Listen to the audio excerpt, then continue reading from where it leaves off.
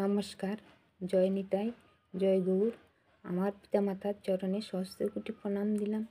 আমার পরম পূজ্য গুরুদেব শ্রী শ্রী শ্যামসুন্দর গোস্বামীর চরণে সহস্রকোটি প্রণাম দিলাম এবং বড়দের প্রতি রইল আমার প্রণাম। জয় নিতাই, জয় গৌর। আজকে লীলা বর্ণনা করব যে পিতামহ ভীষ্ম কিভাবে স্বর্গে গিয়েছিলেন। পিতামহ ভীষ্মকে যখন অর্জুন তীর মেরে ভূমিতে শয্যাশায়িত করেছিলেন, তখন সবাই তাকে দেখতে আসেন এবং সকলে তাকে প্রণাম করলেন। তখন ভীষ্ম বলল, আমার মাথার নিচে অবলম্বন চাই। এখানে অবলম্বন বলতে বালিশকে বোঝানো হয়েছে। তখন দুর্যোধন দুঃশাসনকে বলল, দুঃশাসন, বালিশ নিয়ে এসো। দুঃশাসন বালিশ নিয়ে এলো। তখন ভীষ্ম বলল, এই বালিশ আমার শয্যার উপযুক্ত নয়, তীরশয্যার উপযুক্ত নয়। যে এই শয্যা আমাকে দিয়েছে, সেই আমার মাথার অবলম্বন দেবে। অর্জুনকে ডাকো। সেই অর্জুনকে ডেকে পাঠাও। অর্জুন বলল, যথা আজ্ঞা পিতামহ। অর্জুন বলল, আমার গান্ডীব ধনুক নিয়ে এসো। তখন গান্ডীব নিয়ে অর্জুনকে দিল। অর্জুন তখন পিতামহকে শয্যার উপযুক্ত বালিশ দিলেন এবং পিতামহ বললেন, জল দাও। তখন দুর্যোধন দুঃশাসন সোনার ঘটিতে করে জল এনেছিলেন, কিন্তু ভীষ্ম বলেছিলেন, আমি এই জল পান করব না। আমি যেমন শয্যায় সরসজ্জা আছি, সেই অনুযায়ী আমি জল চাই। অর্জুন আমায় জল দেবে। তখন অর্জুন তীর মেরে গঙ্গাকে আহ্বান করে তীর মারল। তখন গঙ্গা দেবী জল দিল, ভীষ্মের মুখে গিয়ে পড়ল। ভীষ্ম জল খেলো। মা গঙ্গা এসে আশীর্বাদ দিলেন। ভীষ্মের মাতার নাম ছিল মা গঙ্গা। গঙ্গা কিন্তু ভীষ্মের মাতা।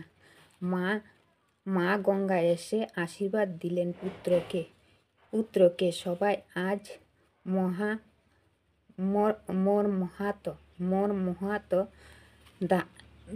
ধরিত্রী আকাশে যে আছে,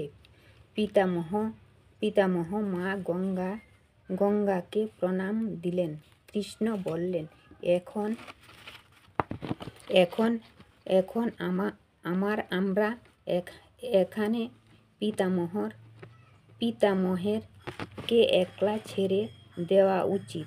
দুর্যোধন বলল, পিতামহকে একলা কি করে ছেড়ে দেব?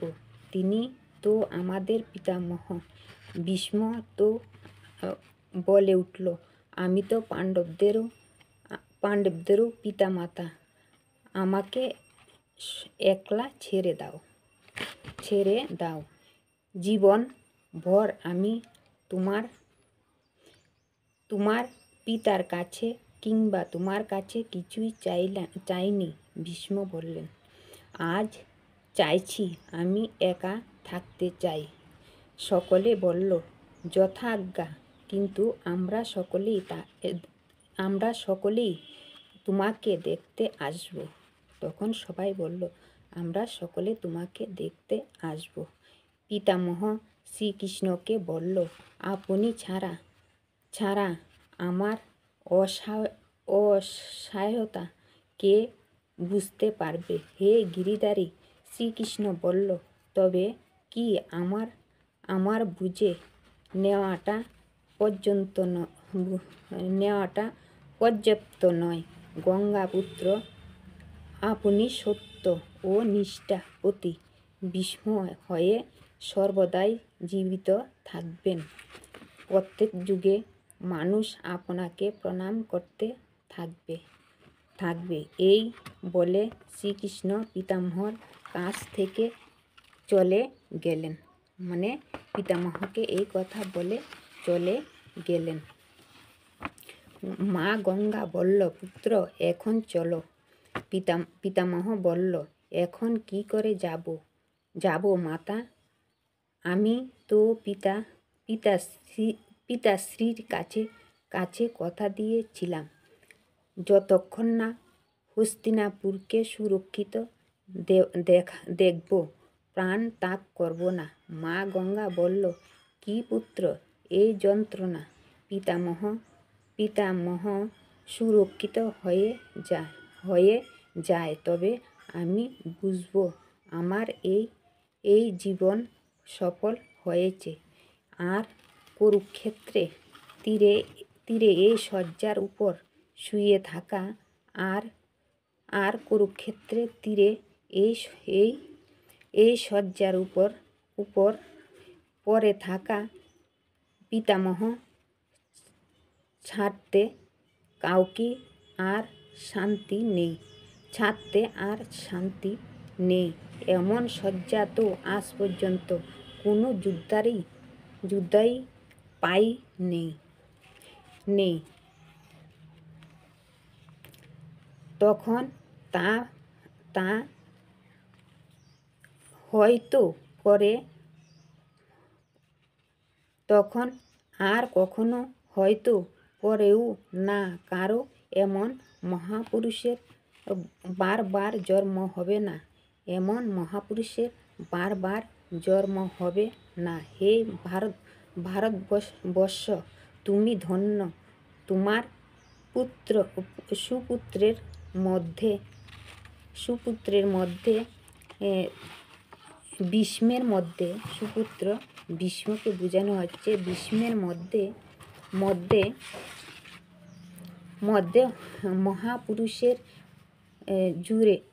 মহাপুরুষের নামও জুড়ে গেল। উনার মাহাত্ম্যর মধ্যে তো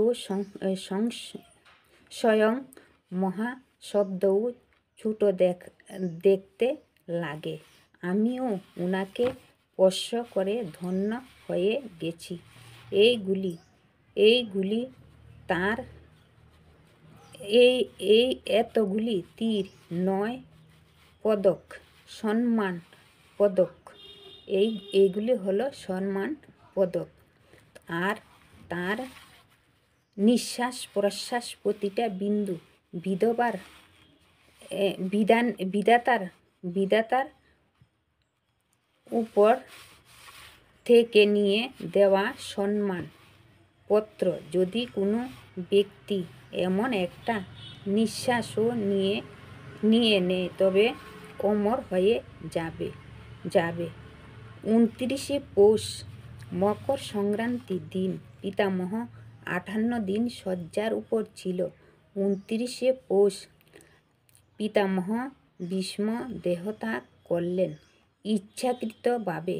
কারণ পিতামহর পিতা শান্তনু রাজা তাকে ইচ্ছাকৃত মৃত্যুবর দিলেন। তখন 29শে পৌষ ভীষ্ম নিজের ইচ্ছাকৃত মৃত্যুবরণ করেছিলেন। 58 দিন তীরের শয্যা থেকে অমর হয়ে আছে। 58 দিন তীরের উপর ছিল।